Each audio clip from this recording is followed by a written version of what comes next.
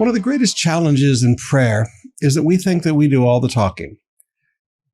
Have you ever been around somebody who does all the talking and you can't get in a word edgewise? How do you feel when you sit there and listen to it the whole time?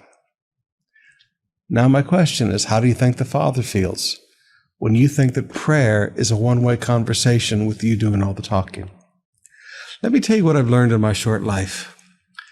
The greatest seasons of prayer I've ever had were when I responded to God's voice. Now think with me. In 1 Samuel chapter 3, verses 9 and 10, young Samuel, the prophet, because God was moving from the priesthood to the prophets. Eli was the last of the priests. Samuel began the prophets. God began to speak to Samuel as a boy. And the funny thing is, he slept in the holy place. He slept in the tabernacle. He slept in the presence of God, which blows my mind already. But one night as he was sleeping in God's house, God spoke to him. He didn't know, he kept thinking it was Eli calling for him, but it wasn't.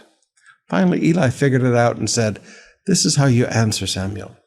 When you hear God call your voice, say, 'Speak, for your servant is listening.'"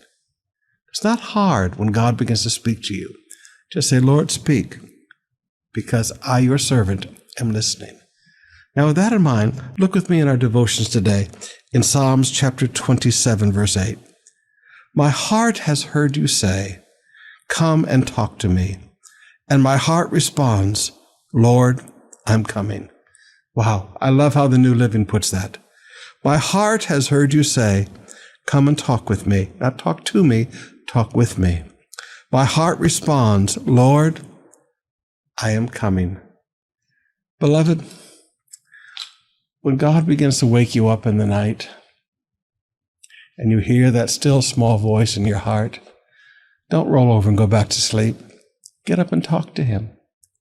When in the early hours of the morning, God's voice touches your heart, get up and talk with him.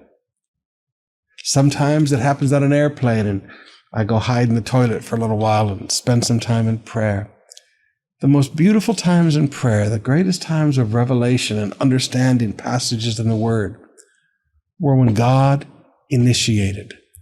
Learn to respond in prayer and listen.